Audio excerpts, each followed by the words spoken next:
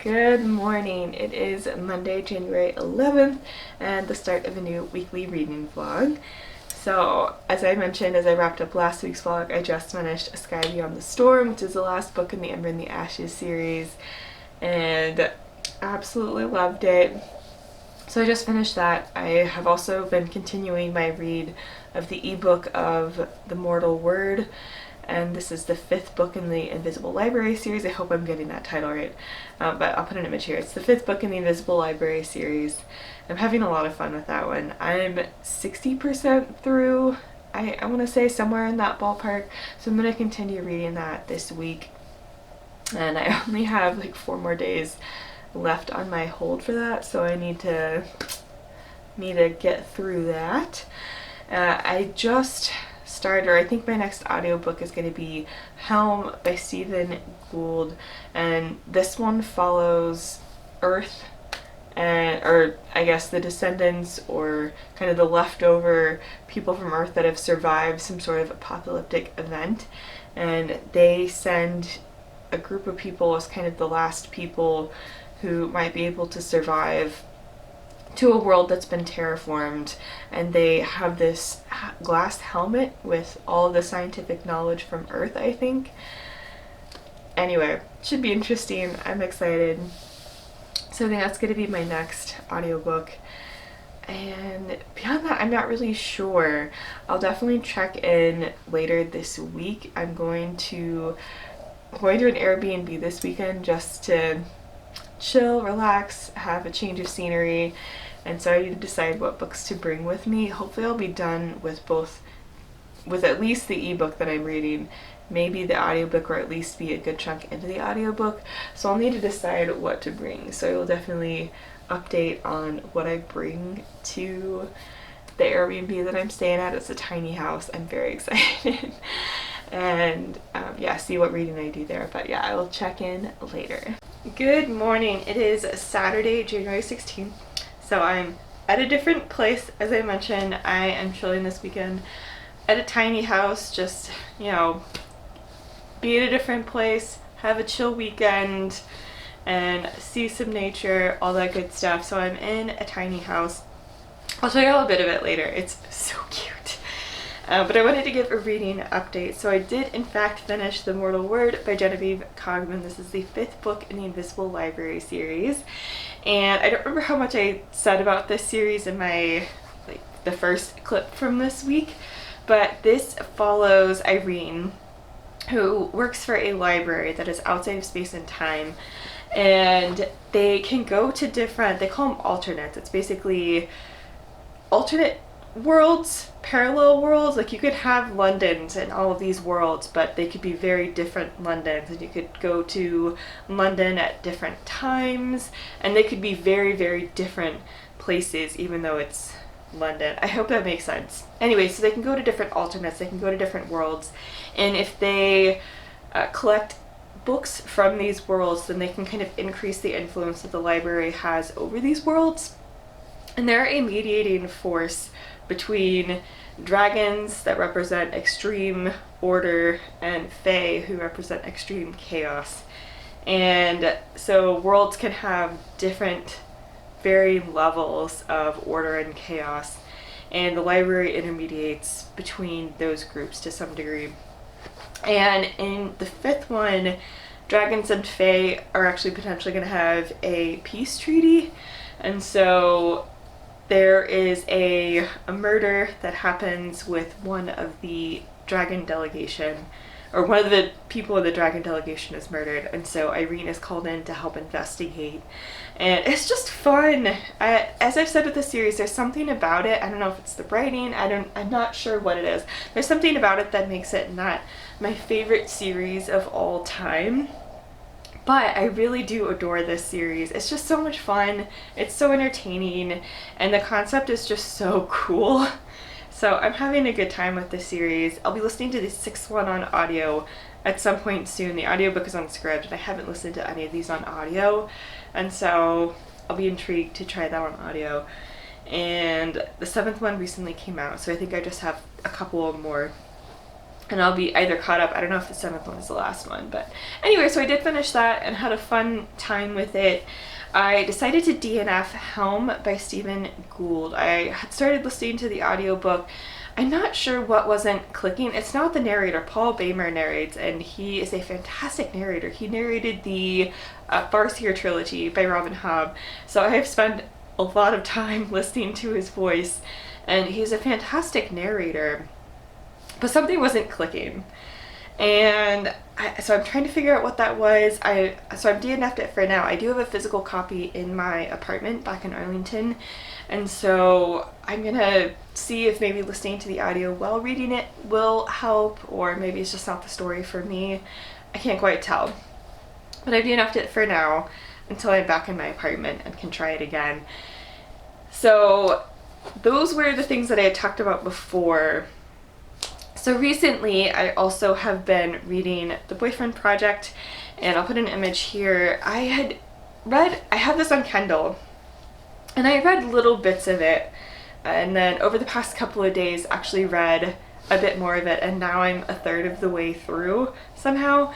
And this one is a lot of fun. So this one follows Samaya. Samaya realizes via talking to her sister and her sister conveying a horrible date that someone is live tweeting about, and her sister is telling her about this disastrous date that someone is live tweeting, and Samaya realizes, hey, that's exactly the first date that I had with the guy that I'm dating.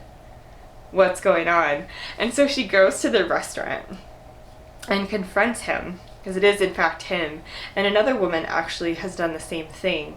And so the three of them, he basically leaves. The three of them actually stick out dinner and get to know each other and actually become friends. And it's Samaya, Taylor, and London.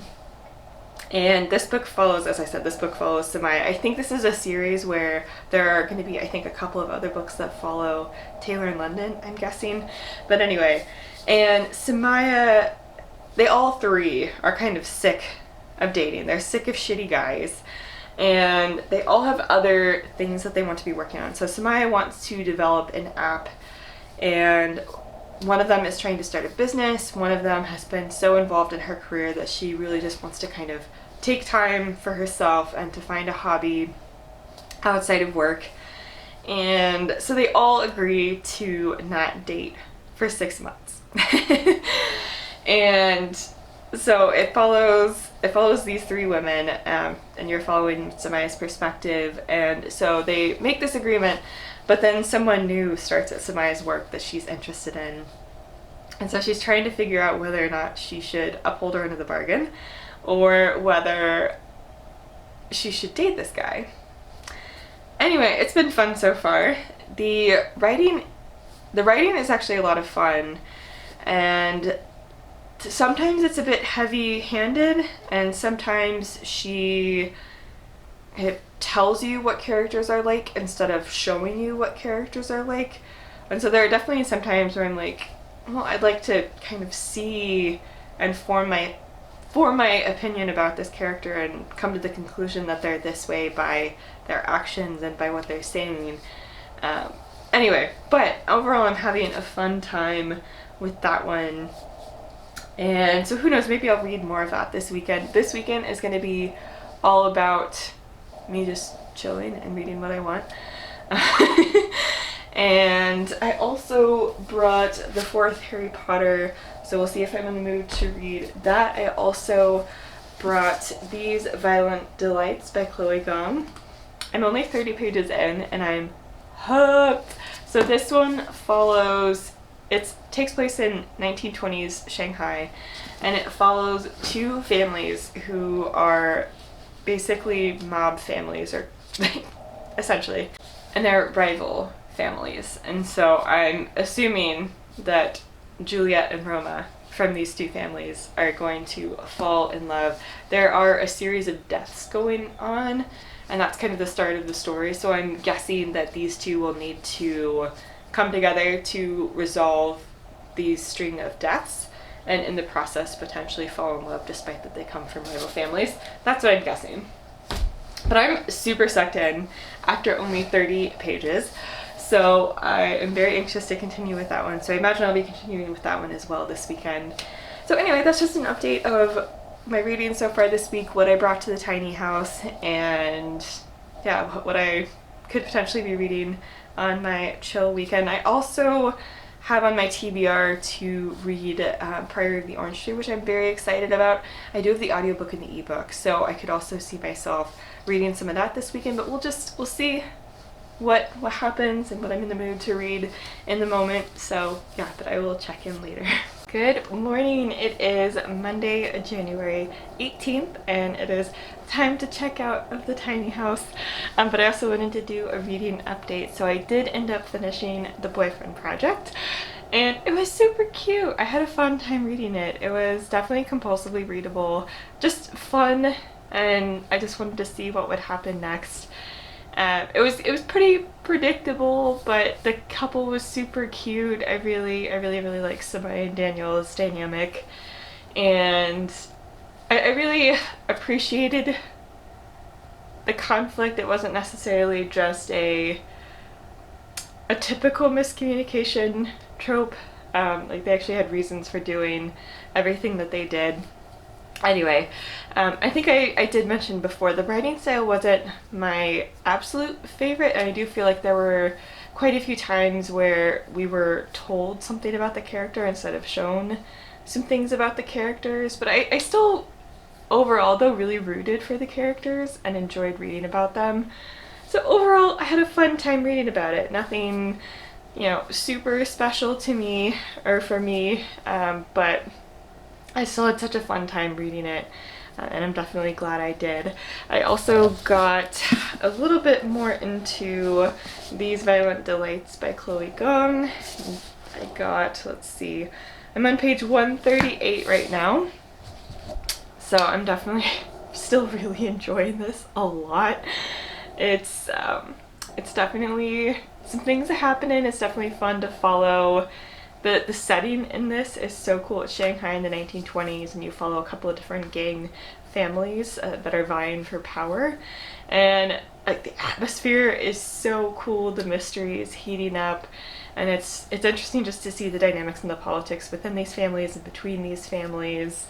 I'm having a great time with it. I also listened to a bit of Priory of the Orange Tree as I was out on a hike yesterday, so had a good time with that. I'm just a little bit into it. It's definitely very info dumpy at the beginning, so I'm hoping, I do have the ebook, and so I might need to just, for the most part, try to read along as I'm listening in order to make sure that I absorb all of the small details that she's telling you at the beginning. There's a lot of world building, there's a lot of names, there's a lot of places, there's a lot of history, so hopefully I can keep track of all of that.